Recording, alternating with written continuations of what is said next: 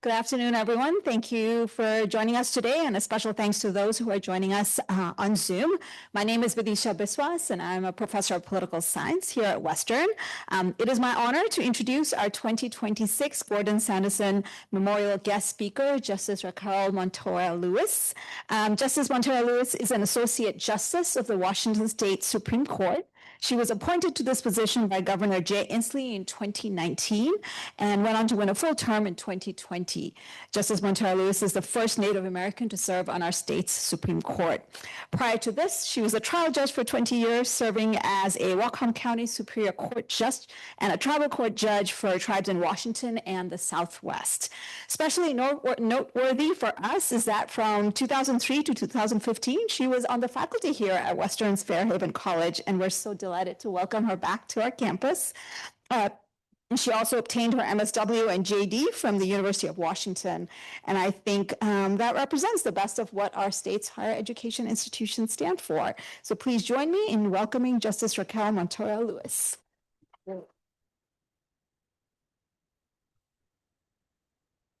Well, thank you, everyone. I'm so honored to be here, and it's so nice to be back in Western and back in Bellingham. And I'm grateful for all of your attendance and attention after I know a long day. Although those of you that were presenting, I'm sure, feel very relieved that your duties are over. And I do just want to say before I get into my talk that I've been thoroughly impressed by the level of scholarship, the level of conversation, and just being able to see what is happening here at Western has been truly interesting and inspiring. So thank you for sharing that with me. What I'm going to do today is tell some family stories and talk a little bit about the history of our country, specifically around how that applies in Native communities. And so I'm going to take you kind of on a journey with a little. We're going to start with a little bit of history, and then I'll go, as I said, to share some family stories.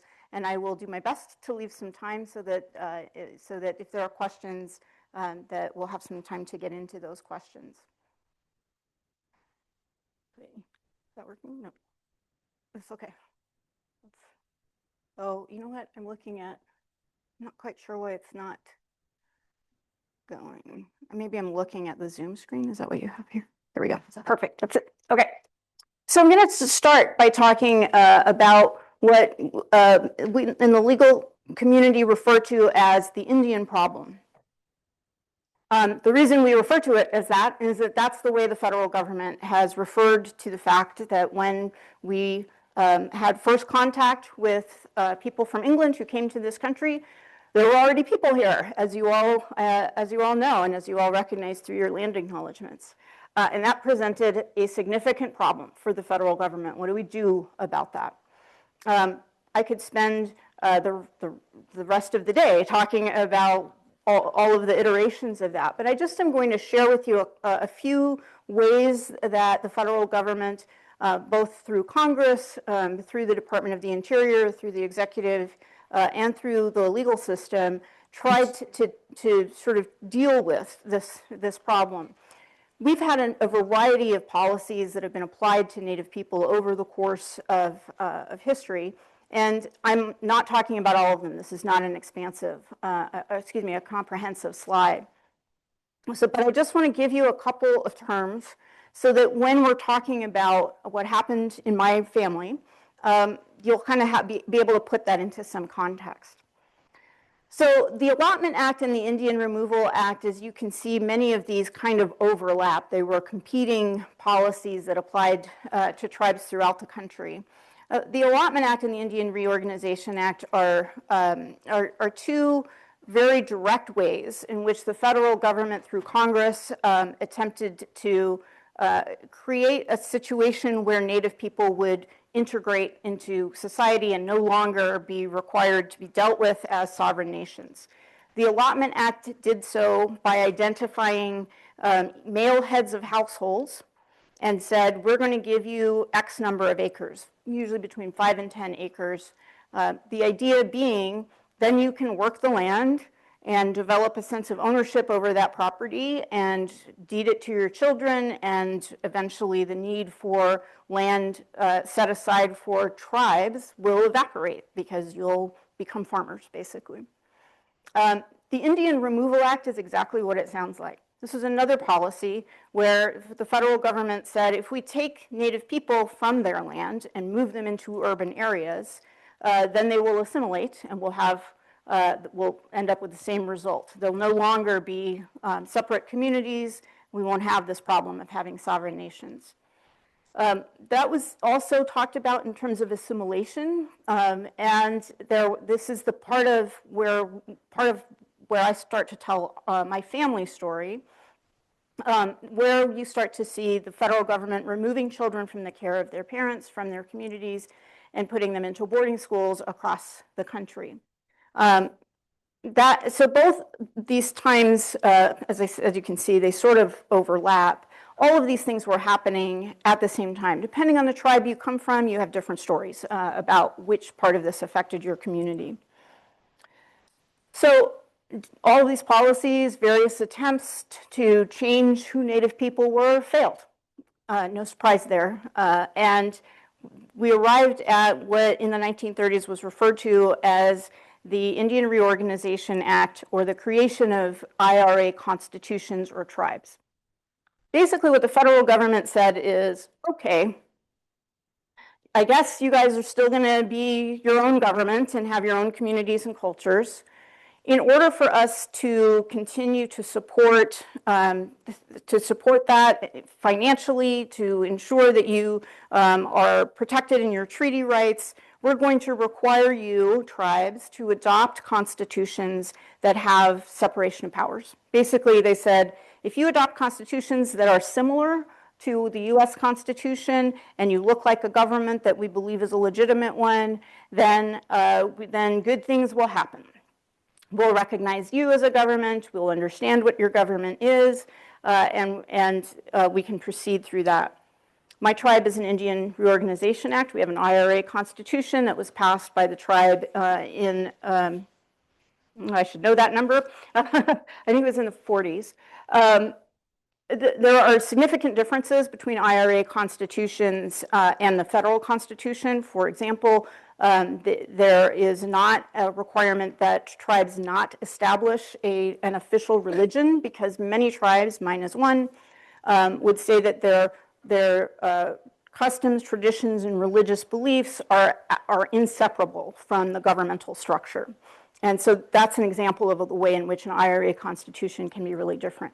Washington tribes are full of IRA constitutions. I have worked, let's see, I want to be careful about misstating things, but I've worked for tribes as a judge in Washington who are IRA tribes who have these kinds of constitutions, and one to the other, the format is very similar, but what it actually says can be quite different. But the idea is separation of powers. One of the things that it did not require, that the Department of Interior did not require, was a separate branch of the judiciary. That happened for a variety of reasons, but sometimes you'll see with these kinds of constitutions that the tribal court is under the branch, the executive branch. Sometimes it's under the tribal council or the legislative branch. Sometimes it's not referred to at all in the Constitution, and it just sort of exists on its own as a separate thing. Once again, when in the process of adopting constitutions like this, the federal government sort of arrived at a point where they felt like they were doing more, spending too much money on tribes. They were engaging in too much negotiation. There were all these treaties. The federal government was like, this is it's too much. So what we can do is terminate the federal recognition of tribes. And so we moved into a very active period of termination in the 50s and 60s. Absolutely affected tribes in Washington. The Nooksack Indian tribe is a tribe that was terminated. When you lose your federal recognition as a tribe, it means you lose your sovereign status. You no longer have a claim to a land base. The federal government is no longer required to engage in what's called the trust responsibility, which means that the federal government holds the responsibility of ensuring that tribes are able to continue to function. That's a doctrine that came out of the US Supreme Court very early on in this country's history and was sort of ignored until the mid 1900s, where you started to see very active trust responsibility litigation happening, primarily around treaty responsibilities and the preservation of hunting and fishing rights. And this created all kinds of tension, many times between tribes and states, because states wanted to say, we don't want to share our resources with the tribes, and the tribes said, we have a treaty right that predates any of your rights. And so that tension was easily resolved if the federal government simply came in and said, we don't recognize you anymore. So there is no need to worry about a treaty. There's no need to worry about whether or not you have access to the Indian Health Service healthcare system, or a variety of things that came out of that trust responsibility. Will just terminate your federal recognition. The ability of the federal government to do that comes out of a concept that's foundational in Indian law called plenary power. Plenary power simply means Congress and the executive branch have absolute authority to decide what they're going to do with tribes. So if tomorrow the federal government decided that they no longer wanted to engage in federal recognition, they could simply terminate the recognition of all federal Indian tribes, and that would be that. Certainly litigation would happen in this day and age. And quite frankly, there's active discussions among tribal attorneys about how to manage that kind of litigation, because there is an abiding concern that we're headed that direction with the federal government. And we have some experience with what that looks like in the 50s and 60s. It was, as you might imagine, disastrous for tribes. Many of those tribes have been re-recognized, Nooksack is an example. But what that meant in the intervening period is that the tribes sort of had to exist absent a governmental structure, absent a body like membership. Who is a member, who is not, is foundational to what it means to be a tribal member. And the tribes that were terminated simply lost the legal right to do those things. They lost the legal right to hunt and fish in ways that were guaranteed by the treaties. And so the consequences of tribes that were terminated are vast. And even when they were re-recognized, there's still a long rebuilding period that's happening. And many, many tribes that were terminated in the 60s still have not been regained that recognition. In the 1970s, we moved into the period of time that we're kind of now in still. When we work in this field, we talk about the self-determination era. This comes directly out of the Nixon administration that said we need to professionalize our relationships with tribes. We need to recognize them as sovereign functioning governments. And he proceeded to do that. And the term government-to-government relationship really comes out of this self-determination era starting in the 70s. Nixon did not coin that term. It was pre-existed, but it really became embedded in federal law in this self-determination era. And the idea in the self-determination era is tribes should be able to govern themselves to the extent allowed under federal law. And there's a lot of extent allowed in Indian law. There's a lot of restrictions. When I was a tribal court judge, I was constantly in the position of having to figure out, do I have jurisdiction over this case? I almost never think about that as a state court judge, but with almost every case I had as a tribal court judge, that was the first question. Who are the parties? What kind of case it is? Those are questions you have to ask as a tribal court judge, and you have to engage in an analysis to decide, can I hear this case? Do I have the power to do so? All of those questions come out of the self-determination era. And in the self-determination era, that's when you really see the explosion of tribal court development starting to happen, and you start to see the development of businesses and business enterprises starting in the 70s, and a very active political relationship between the federal government, state governments, and tribes.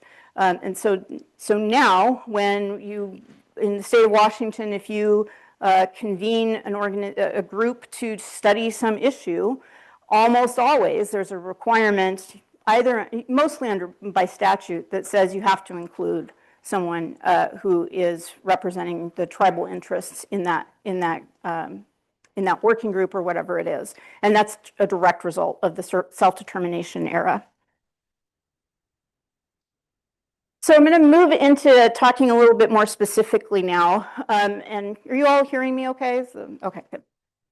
And I'm going to start talking a little bit about the boarding school era, which started in the 1880s-ish. There's some before that. And this photograph is a photograph of the student body. I know it's a little bit hard to see. And Carlisle Boarding School was one of many boarding schools that existed throughout the country. They also existed in slightly different forms, but in Canada as well. Carlisle Boarding School was sort of the first one, was sort of the flagship program. And the idea here is the motto of the school, which you see here. And when I say it's the motto, I mean it was the official motto.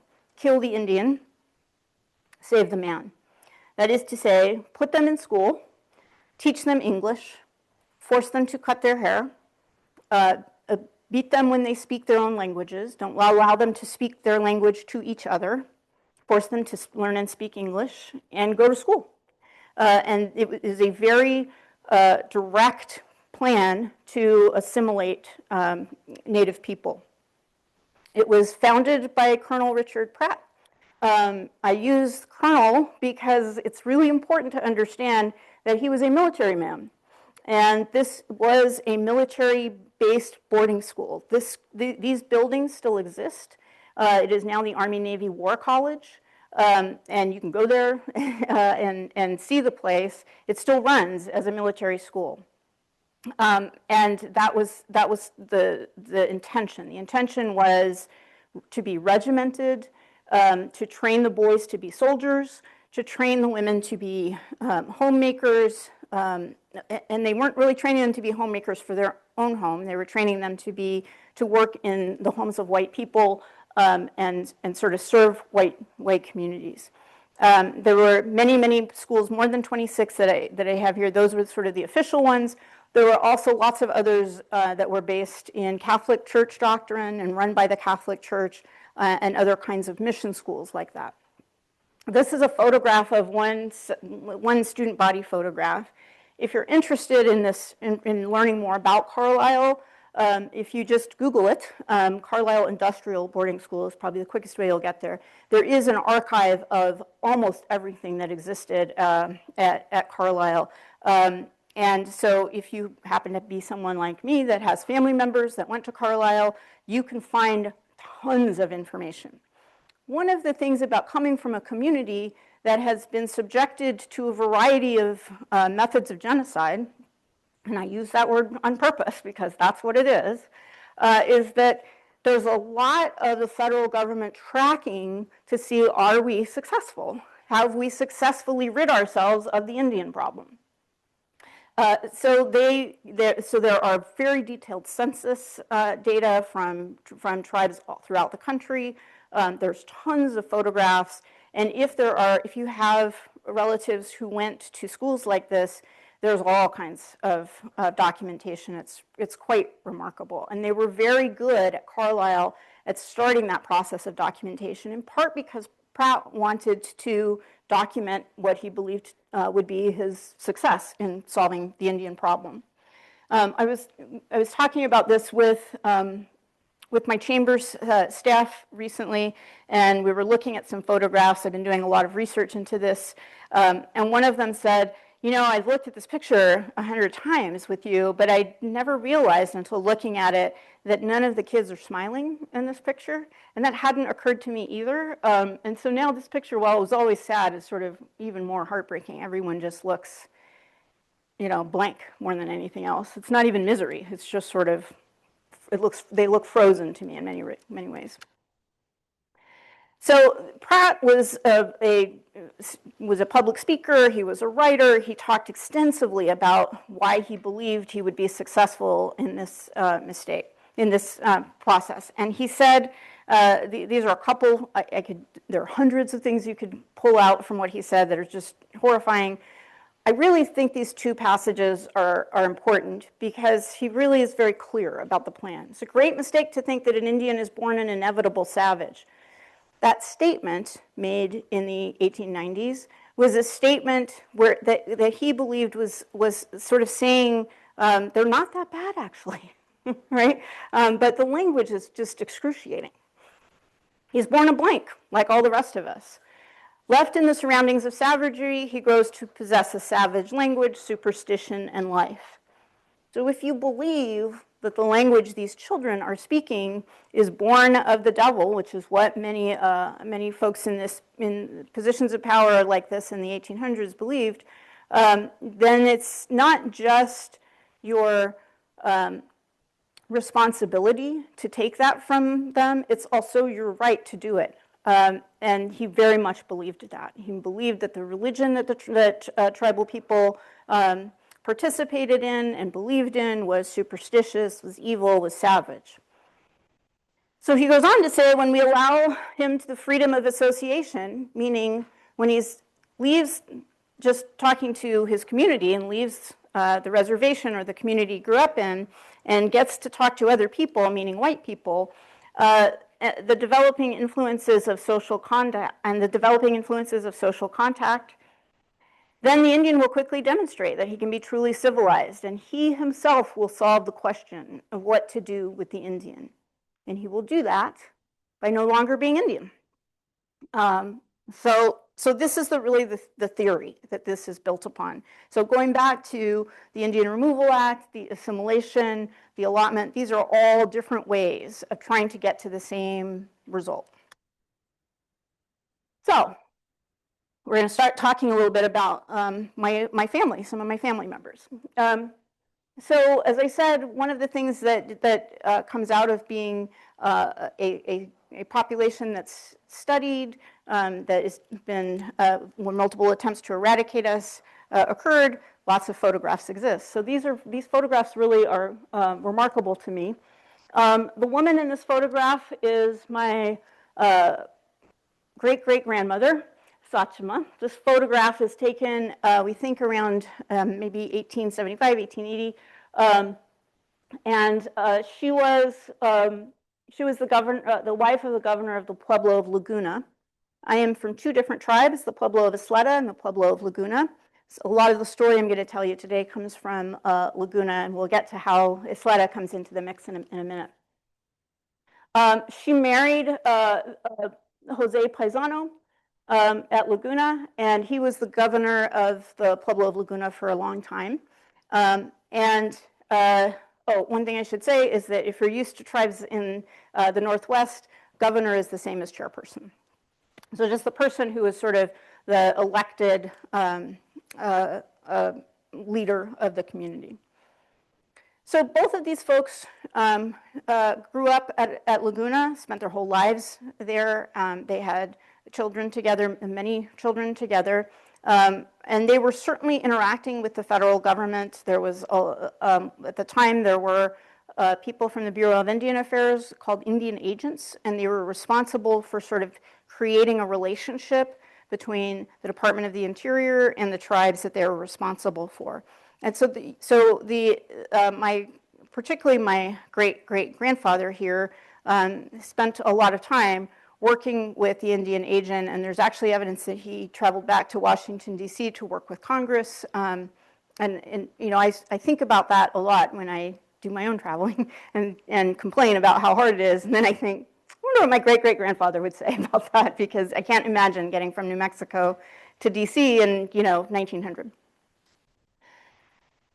So, as I said, Sachima and Jose had many children, and some of those children went to Carlisle. They did not go willingly. There's no evidence that my great-great-grandparents said, here are our children, please take them to boarding school. What the evidence does show is that children were rounded up, they were placed onto trains and sent across the country, very often without notification to the community or to the parents. There are incredible stories of parents who came home from wherever and found all their kids were gone, and multiple families discovering the same thing with no information about where they went. And maybe information that came by mail a lot later, where they get a note from the school or from the children who were required to write letters back home. Some of those letters still exist. So, as I said before, they were very good at doing before and afters. This is a before picture. At the bottom, it says, Pueblos enter Carlisle, July of 1880. I'm not totally sure who everyone is in this photograph, but in the back row, you see in the middle a young woman with a white sort of ribbon tied. That is my great-grandmother. That is Mary Perry. You will notice that I started with Sachima and now I'm Mary Perry. The reason for that is that, and you see this in census documents, the people that did census documents did a lot of work sort of phonetically spelling out names, but over the course of years decided it'd be a lot easier if these folks had names that we could spell and that we understand. And so there were a lot of names that were adopted. Some of them happened prior to the federal government in the Southwest. Those states that became states later, sometimes you see some of these names coming as a result of contact with the Mexican government. So you'll hear my name is a perfect example, Montoya, names shifting from the tribal language into sort of English or Spanish sounding names. So this photograph was probably taken in the first week or two of this group of children arriving at Carlisle. As I said, they were very good at after photos. This is also a before photograph. This photograph obviously is very posed and stylized. And what you see here at the top, that's Mary Perry, my great-grandmother. And then the two boys are not related directly, but came from Laguna as well. One time I was giving this presentation, oddly enough, in Tacoma, and somebody came up to me and said, "You just showed pictures of my great-uncles." So it's kind of remarkable to be in Washington and then have that happen. So one of the things I'll just point out here is that it's hard to see what the boys are wearing. What she is wearing is very traditional Laguna clothes. It's probably the clothes she came to the school with. And was asked probably to put them on for these photographs. They're, as you can tell, very posed. So this is an after photograph. The photograph I'm going to show you next was taken about 4 years later with the same three people. So this is probably a graduation photo from Carlisle. Obviously, they're older. And you can also see that the boy's hair is cut. Her hair is probably much shorter and pulled back into this kind of more traditional style, and she's no longer wearing traditional clothes. The boys are in military uniforms. There are hundreds of these, thousands actually, of these kinds of photographs. When we discovered these photographs, I was it made me incredibly sad, but it felt distant. And I'm going to bring this more into the present as we move through some of these photographs. So it's not a great reproduction, but this is May Paisano. She's with her brother William in this photograph. This is also a Carlisle picture. May Paisano was the sister of Mary Perry, and I think they had 10 children originally. May was one of them. About 3 or 4 years ago, when I was doing this research, I came across this photograph and the name, and I thought, that's interesting. I've never seen this name before, but that certainly sounds like someone related to me. You'll understand why in a moment. And I recognized him from other photographs. I did not recognize her. And I started doing some research to figure out what happened. One of the saddest parts of Carlisle boarding school is that many of those kids never came back. They died. Many ran away and were never heard from again. There are extraordinary stories about people, kids, who left places like Carlisle and traveled thousands of miles. There is a story, I spoke to someone who was told this story directly by the person it happened to. There are stories of kids going from Carlisle boarding school in Pennsylvania and somehow ending up back in South Dakota from the reservation they came from. No idea how they did it, but there are numerous stories of that as well. But lots of people died. Lots of kids didn't make it. There is a mass grave. There are some marked graves. There is a big project going on right now to repatriate those bodies back to the tribes where they came from. And in the course of doing this research, I discovered that May, who was born in 1874, died when she was, I can't do math, 16. And she is buried at Carlisle. She did not make it. I find myself being emotional talking about it even now. But I didn't know up until a few years ago that I had a relative buried there. And her story is not unlike many others. She caught the flu. She didn't have any immunity to it. Died, at least from what we could tell, very quickly. Hang on, I'm going to come back to that. That's not. No, I guess I will stay with it. So this is a photograph. I have that he is married to Mary Perry. So I want you to go back and think. It took me a second. So Jose Zachima, and then Mary Perry, and then she married this person, William Paisano, the last name. They had 8 children, oh, I just misspoke. I apologize. May was one, no, she wasn't, sorry. They had 8 children. I always sort of get confused by this. But William Paisano also became the governor of the Pueblo of Laguna. So Jose was the governor. William became the governor later, and then they had many children. So this is my great grandfather. We haven't found any record of him. There's not much information of his time at Carlisle. Mary Perry wrote a lot of letters. So I have a lot of letters from her to Colonel Pratt. She developed a relationship with him, and they kept in contact for the rest of her life. So I have letters from her to him over the course of decades that are incredibly sad to read because she really felt herself to be a failure. She survived Carlisle. She went back home. She got married. She had children. But she believed her responsibility was to carry out the work that she was taught at Carlisle, which meant no longer to speak her tribal language, no longer to practice her tribal religion, and to teach her children and the community the same. The Pueblo of Laguna is alive and well, and so I'm happy to say that it didn't work. But she felt personally like she had failed her mentor, Colonel Pratt. They're very kind of excruciating letters to read because you can just see the self-hate that was built into her. So now we move to Isleta. This is my grandfather, Bart Montoya, and he went to Haskell Indian School, which still exists, but it exists as a tribally run college that gives 4-year degrees, and I think they recently started doing some graduate degrees there, and it's now called Haskell Tribal Nations, I think, College. But it started as a boarding school, and many people from Isleta and Laguna are about 50 miles away from each other in New Mexico, were sent to Haskell, and that included my grandfather. My grandfather learned to be a teacher there. That's what he studied, and that's where he met my grandmother. This is my grandmother.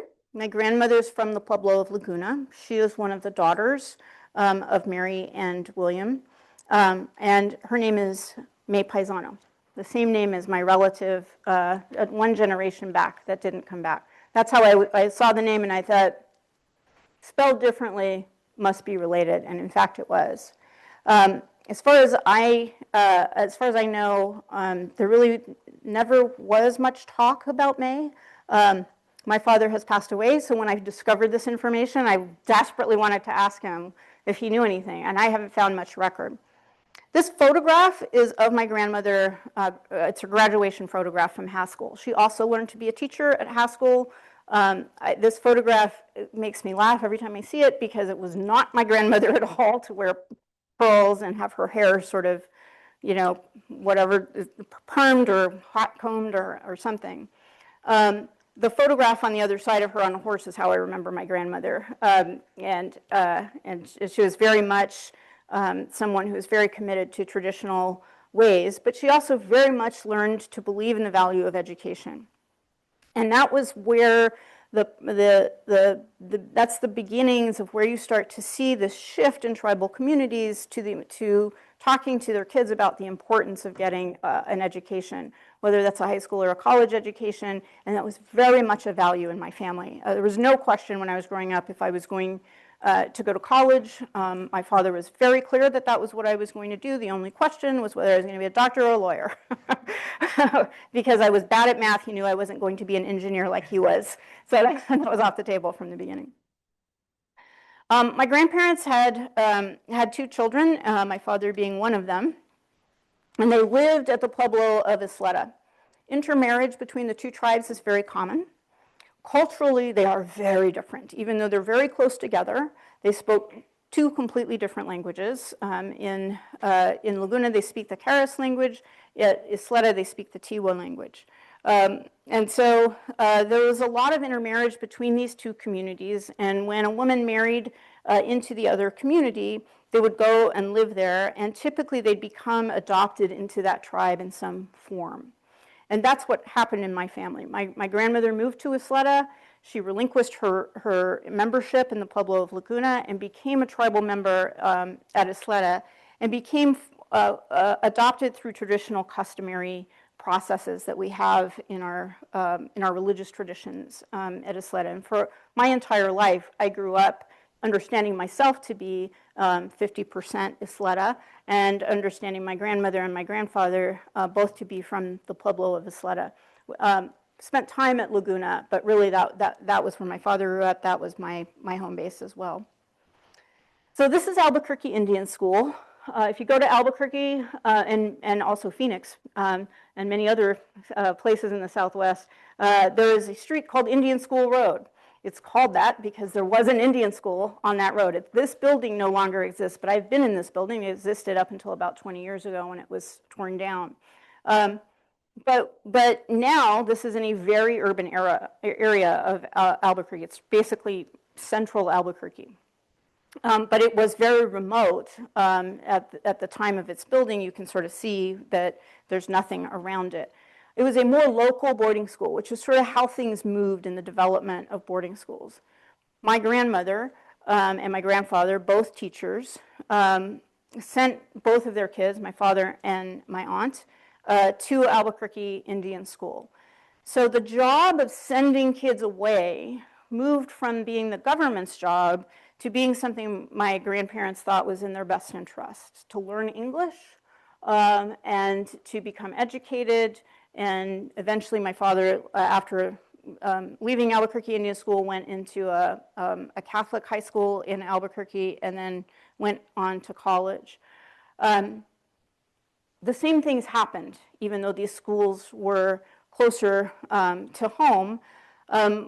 My father was beaten for speaking his tribal languages. My father grew up speaking English, Tiwa, Caras, and Spanish. In New Mexico, English and Spanish are both official languages. All forms are printed in English and Spanish. That's a requirement in the Constitution. Not everybody speaks Spanish, but my father grew up around it. Lots of words in the Tiwa language are clearly Spanish words. So one time I asked my dad, "What's the Tiwa word for lawyer?" And he said, "abogadoem." The word for in Spanish is abogado. Very similar, just a slight addition to the end. So my dad really suffered through his experience in K through 12. He spent a little bit of time in an elementary school that was on the reservation, and he spoke very fondly of those years. After he left that and he went to Albuquerque Indian School and beyond, he never spoke about those years to me. And he also didn't teach me the languages he knew. He would start to teach me, And very often those sessions would result in him kind of shutting down. Sometimes he would have tears but no emotion, and he would just get up and leave. And I never had any explanation for that. I didn't understand it. And I was very angry with him for many years because I desperately wanted to speak my language. And I was really mad at him for not teaching it to me. And when I started doing this research and thinking about these things, I thought, you know what my dad did was to try to protect me. Because for him, speaking that language meant that he would be physically abused. He did tell me stories after I asked him about this. Of being beaten but with rulers by nuns whenever he would speak any language other than English. And it created sort of this stress trauma response whenever he would speak the language. So when we would be back home, which was all the time, I'll get to why we left in the first place in just a moment. But when we would go home, he would sort of start speaking the language and he would sort of get teased. Teasing is sort of one of the ways that most Native people communicate. If you can't take a joke, then you're kind of dead in the water in tribal communities. My husband, who is white and from Tacoma, worked for a tribe in this area for a little while, and I said, you don't like being teased, you're gonna have to lose it. Because the first thing that's gonna happen is they're gonna figure out what your weakness is and start making jokes about it. Like, you're not from here, well, let's have the white guy do it. And he rolled with it, which I thought was impressive. But my dad would get teased because his pronunciation was kind of screwy, and he'd go away for long periods of time and come back, and so it would take him time. So he sort of got it both directions, right? From his community, like, you don't speak well enough anymore to keep speaking. And then he got it from school, and then he, coming out of college, joined the Air Force. And in most of the places that he was in, if not all of them, in his 25-year career as a U.S. Air Force officer, he was the only Native person, not just in the room, but in his entire unit. I just got some family photographs that I'd never seen. I saw a photograph that I'd never seen this morning. And you look at the picture and it's like, there's my dad and everyone else is white. And I just think, man, what would that have been like to have been a Native person who was an engineer in these communities, in this sort of being in the Air Force is sort of this mobile community, move from place to place. And I wish that I had really understood that before he passed, so that I could have asked him more about it. But it's quite remarkable to me. But the trauma of his education resulted in him being unable to pass the language down to me, and I couldn't get it from my community because we were living in other places. So this is a photograph on this side is the photograph of my parents' wedding day. Also, no one is smiling here, which is kind of depressing. There was a lot of tension that day. My grandparents were not happy that my father was marrying a non-Native person, and my mother was a Jewish white woman from Australia. They met in Spain. I don't have time to tell you that story. Just trust me that it's true. And in this photograph, so that's my grandparents and my father and my mother. I'm also in the picture because my parents got married because there was a surprise, and it was me. And so my father was stationed in Spain. That's, as I said, that's where he met my mother. And that's where they got married, and that's where I was born. So I have a kind of a weird story, right? Because I'm a Native person, but I was born in Spain, and I was not born on the base. That matters. This is my father in one of his earliest pictures as a commissioned officer. Oops, I have two of those. So I wasn't born on an Air Force base, which is U.S. federal land. So you're automatically a citizen. I was born at the Spanish American Hospital, which was in the middle of Madrid. I don't quite know why, but my mother passed about a year ago, going through some of the documents in the home, I came across this document I had never seen before. This photograph and the document come from when I was about 9 years old. And it's a certificate of citizenship that says she's a citizen. When my mother, my father wanted to be promoted, and there were questions raised about his loyalty to the country because he was married to someone who was not an American. And so my mother became a naturalized citizen. And when she was going through that process, the people she was interacting with, and whatever immigration was called at that time, said, well, your daughter probably needs to go through this process too. Well, I was born to an American, so that should answer the question. But it didn't at the time for the federal government, because there was sort of this gray area. Native people became citizens of this country in 1924 through the Indian Citizenship Act. But there were people who were subject to a different set of treaties in the Southwest, mostly Arizona and New Mexico, that raised some questions because of the way the treaties were negotiated, because the treaties were negotiated with the Mexican government, not the federal government. There's some litigation that predates this document where my great uncle had served in World War II as a Marine, came back to New Mexico, and wanted to vote in elections, and discovered that New Mexico said, nope, you can't vote. You can't vote in federal or state elections here. You can vote in your tribe's elections. You're not a citizen. So he had worn the uniform, right? And he was denied that. So he sued the state of New Mexico and won, and was granted the right to vote. It wasn't totally clear that he was granted his citizenship. So when this happened in the 70s, when my mother was becoming a citizen and my father was interested in being promoted, and these questions started to come up, my father decided we should just make sure. So that's how this document came into being. But as I said, I never knew any of this happened when I was this age. I was astounded when I found this photograph, or this document. So I'm aware of the time, so I'm going to kind of move through this last part a little quickly, but I'm happy to answer questions here. This is a document that most Native people have somewhere in their documents. It's called a Certificate of Indian Blood. The Department of the Interior still issues these. You see them less and less. But the important piece is if you look at, this is about my grandmother, that says she's listed on the Isleta Pueblo census, and is being certified as 4/4 degree Laguna Pueblo, meaning she's 100% Laguna, but was adopted into the Isleta tribe.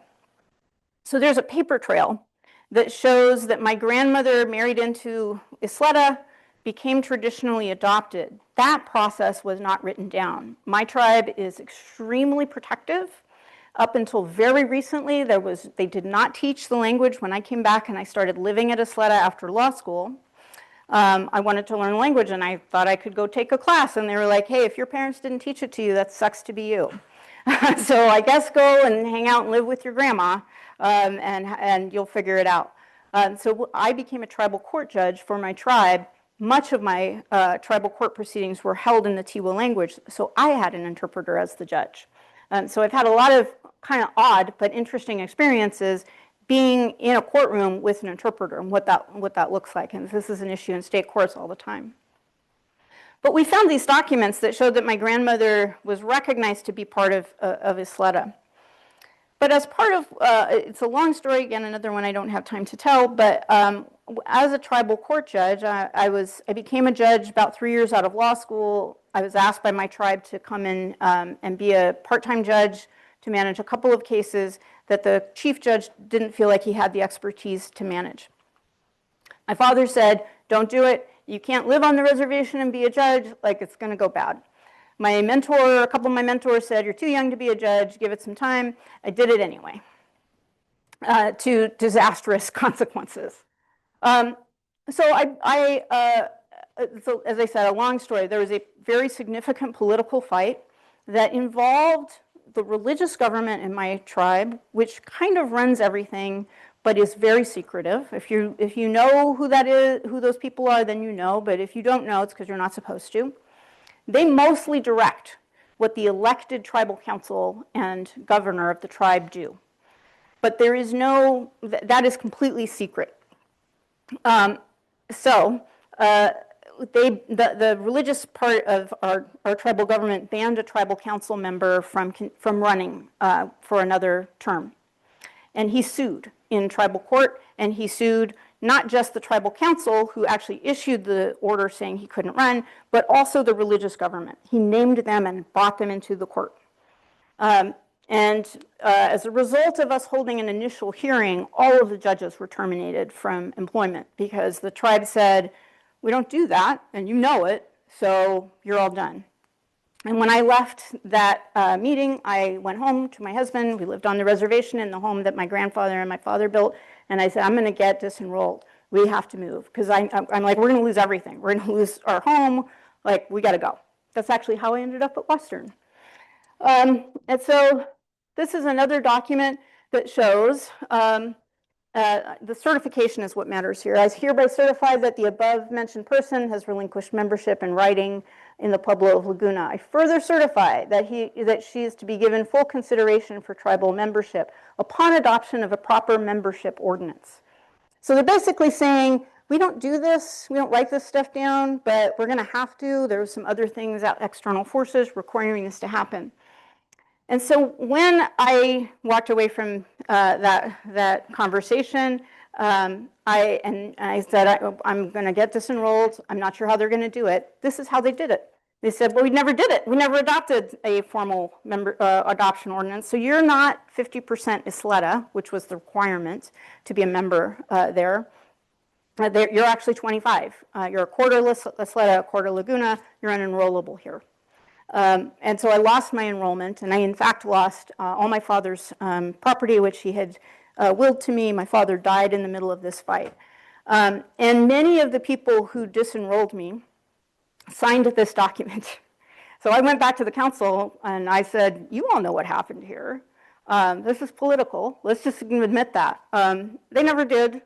When I was disenrolled, that happened in 2002, and about 15 years later, they changed the law at Isleta. I'm now back re-enrolled. And when I told my father this story that I'd been disenrolled, I was in tears. It is one of the most painful things in the world to have your community say, we don't want you. And I'd been being told that by the legal profession, by every other external interaction. So I really felt like I had no place. And I told my dad this is what was happening. And he just started laughing, like really laughing. And I was like, why are you laughing at me? And he said, it'll all come back around. Just give it time. And he was right. It took many years. But eventually, these things have cycles. But it's still a very painful part of my story. And the reason I share it with you is that what happened to me is a direct result of all of those policies that I talked about. So, I don't have I have much more Tiwa than I used to, but I don't have my language. I don't have no Keres. I can't speak that at all.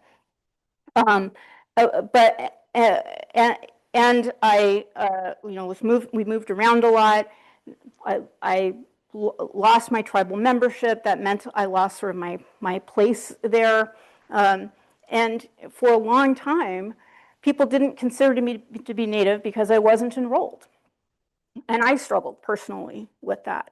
When I got re-enrolled and started to do some of this research and understand this history, I realized, well, that was the goal in the first place, for us to sort of fight amongst ourselves, right? Because that meant that our energy wasn't turned externally to be litigating our rights in relationship to states and federal governments. We're fighting internally. So this takes me, it's a huge jump of years, but I share these photographs from the day I was sworn in as a Supreme Court Justice for the state of New Mexico, the state of Washington. When I was announced as the appointee by Governor Inslee, and I was standing in the courtroom, my actual swearing in was a month later. I thought, boy, this building, there's nothing that reflects anything about what I know, who I am as a lawyer and as a judge. So I brought in drummers for my swearing in. This is a photograph of some of the drummers from the Port Gamble Slalom tribe who were kind enough to come and share their songs with us. It's kind of extraordinary, and this is part of the reason I tell this piece of the story, is that we have now had in the last 6 years probably 4 different drum groups come for various reasons and all it took was one person. I came in and said, I want to make this place feel more like me. This is how I'm going to do it. And then we realized, oh, that's easy to do. Maybe we should do that. Maybe we should incorporate that more into what we do. It's a small step, but it's one of those things that is a concrete way to talk about why representation matters. And finally, this is a photograph taken about a year ago of my team. A couple of my law clerks, one holding the baby is one of my law clerks, and my judicial assistant, and then a lot of students who are externs with me. I shared this photograph just because the story I told you is painful and sad, but there's recovery involved, right? And I've been lucky enough to be able to be really welcomed back by my tribe and respected. And now I tell this story. I'm going to leave these probably with your chair so they can pass them out, but I'm happy to share these new bookmarks that came from our READ campaign with the state Supreme Court. We send books out to elementary schools all over the state. And so we also each have a bookmark. You can probably hard to see, but you can see this photograph. There's a photograph of me wearing my robe, holding a book, and it just says "read" on the bottom of it. But when you turn it over, it's me in my traditional clothes. And if you look at this photograph, you will see that I'm wearing almost the same thing as what Sachema, Mary Perry were wearing in those photographs. It's just sort of one way of me showing that none of those policies were successful. And I might not be the same person as Sachema was, but we're still here. So thank you for your time.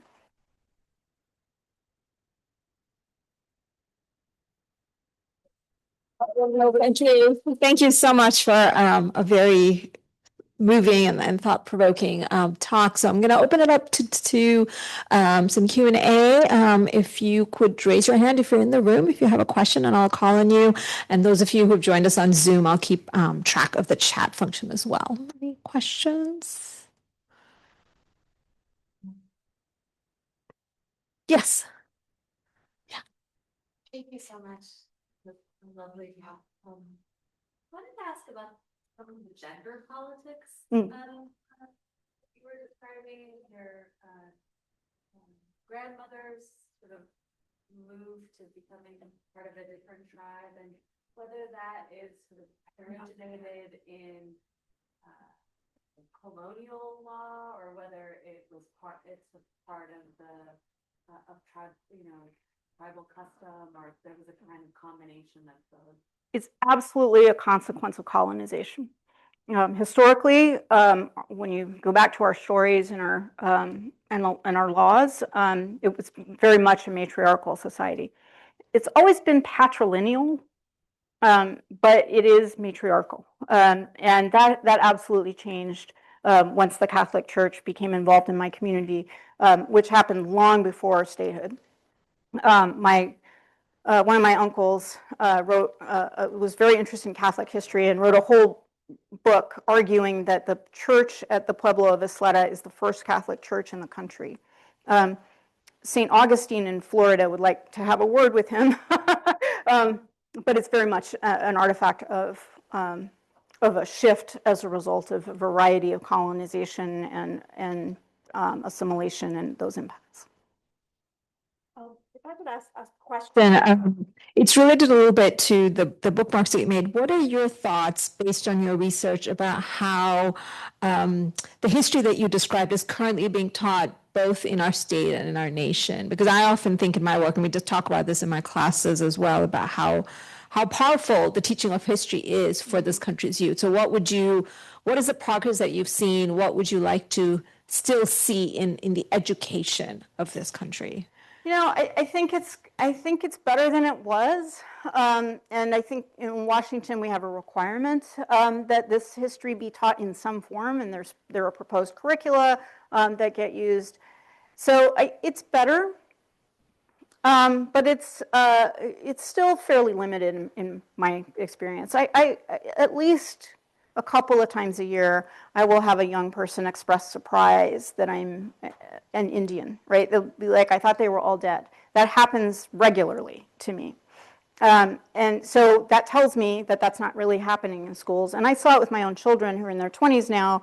I went to pick one of my kids up when they were in elementary school. He sort of arrived unannounced, and it was around Thanksgiving, and they were making little headdresses, and I was like, oh my God, here's my kid, like, right? He's like, ah, and I looked at the teacher, and the teacher looked at me, and it was like, she got it. She was like, oh, this is bad. I had numerous conversations with people at the age of college age people who know very little, and certainly don't know sort of the political stories around various attempts that are in some respects sort of ongoing at trying to eradicate Native communities. Yes.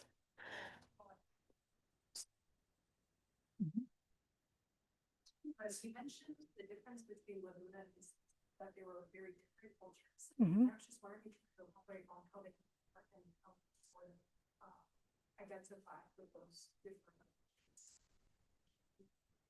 Most of it I can't really, because I'm not authorized to talk about it outside of the community. But I'll give you a couple of things I am able to talk about. First of all, as I said, the languages are very different. There's also the religious practices are different. We in Pueblo communities have a variety of days of the year where we have what are called feast days, where the community is open to the public. Anyone can come, and if the door is open to a home, you can walk into that home and sit down and eat. That's the purpose of feast day. We feed everybody, and I've been to many of different pueblos, but the one from Isleta is done a particular way. The one at Laguna, I would not have recognized as a feast day. It's so different. And another example I can give you is that membership looks really different. At Laguna, this may have changed recently, but I think last time I looked, if you're not enrolled as a tribal member in Laguna before year 2, you're just kind of shut out. You can't come back to it. They're very restrictive about that. And that's partly the tribe saying we want to ensure that people who are members live here, speak the language, are part of the community. At Isleta, it's still restrictive, but you can enroll at any time. And part of that is the tribe saying we recognize that people were removed and we want them to come home. Different priorities, I guess, is one way to think about that. Mm-hmm. Thank you. We have time for one more question.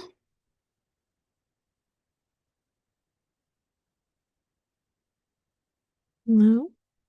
I'm not going to bite. Well, I might bite you. What's your question?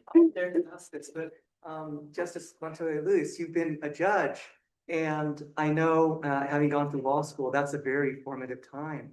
And I'm just curious, can you share a little bit about, your story going through law school, what that was like? What, the subtitle is resilience, and what things did you encounter there? If you could share a little bit. Yeah, I'm happy to. So I spent the 8 weeks prior to going into law school at the American Indian Law Center's Pre-Law Summer Institute, which is a program that has existed now for about 50 years. I think it's 55 years now. Many Native lawyers went through this program. It was developed, basically, there was a Native person who was a lawyer who said, I'm really lonely. I need more Native people around me. We need more Native people to represent our communities. And so we started this program to get people to be successful in law school. I went to that program. It was the first time I had ever been in a classroom where everyone was Native. The first time I spoke, I thought, oh my God, nobody's looking at me like I'm speaking for my people. It was extraordinary. And it was the beginning of me really understanding how damaging for traditional education had been to my sense of who I was, and the beginning of me really understanding the importance of claiming my culture. That was almost beaten out of me in law school. I was absolutely miserable in law school. I'm really glad I became a lawyer, but it was really hard. I wasn't the only Native person in the school, but there were very few of us, and it was a very difficult time at the University of Washington for a variety of reasons. So it was really hard. And I really struggled to sort of stay there and also to figure out how do I continue to be who I am and sort of fit in or find a path in this profession that is very traditional. At the time when a friend of mine went to an appearance in federal court and was told she had to leave because she was wearing pants. So, it's been a while since I've been in law school. And so it was very difficult. Once I got out of law school, things got a lot better. I can't say enough about how important it is to have at least one professor to say, you belong.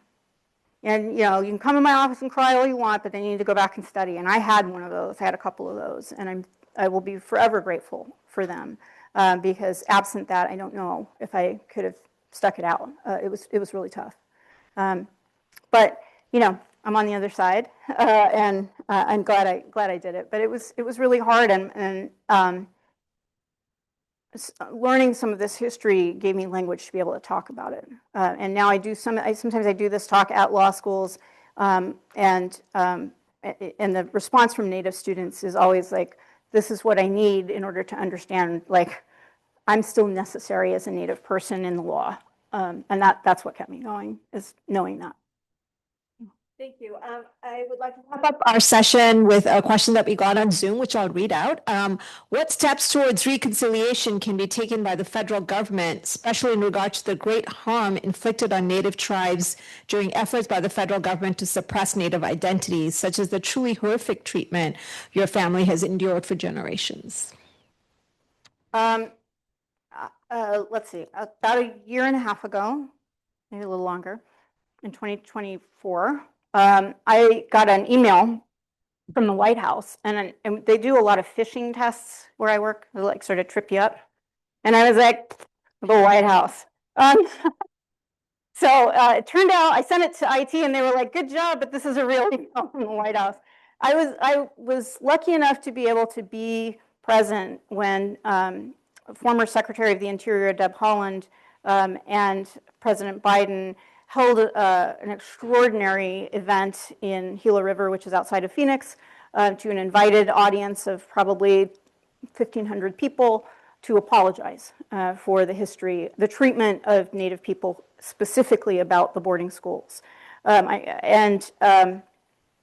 It was an incredible experience to be there and to hear a president say to elders in the audience who had been at these schools, we are sorry.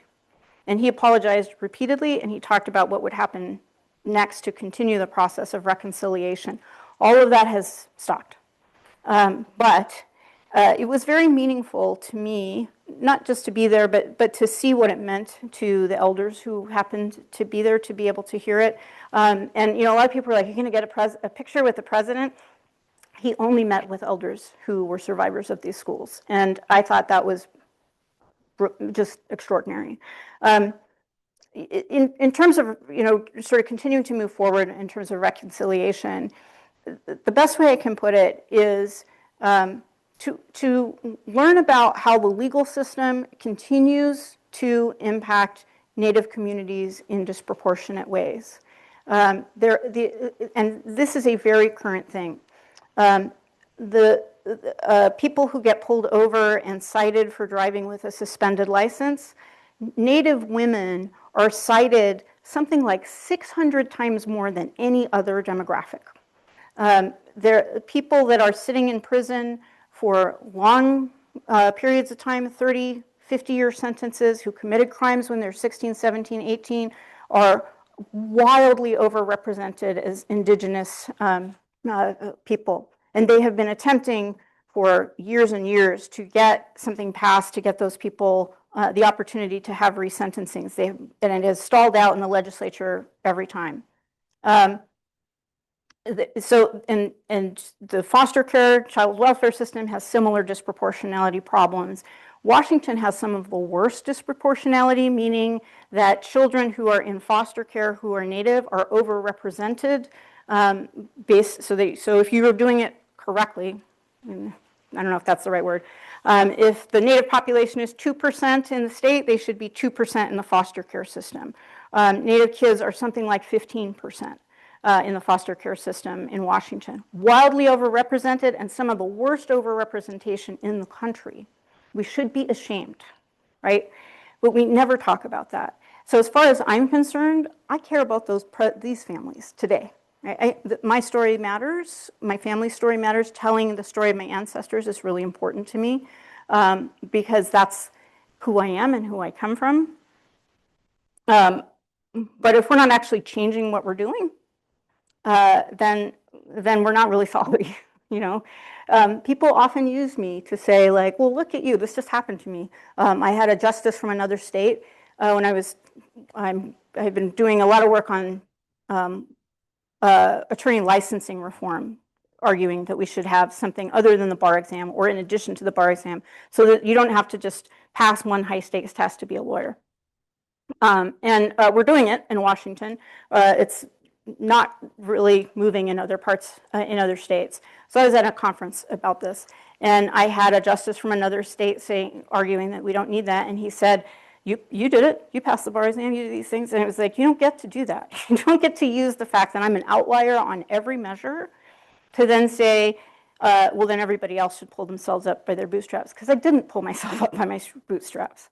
I had support. I had luck. But for a couple of different decisions, I'd be on the other side of the bench. I very much think my story and my father's story, certainly it's a story of persistence. Maybe it's a story of resilience, but it's absolutely a story of survivorship. And we just happened to be where we are, and I got the benefit of my father being successful in his education, but at great cost. And I don't think we talk about that enough. So I think those are places to start. Thank you very much for a wonderful talk. Thank you.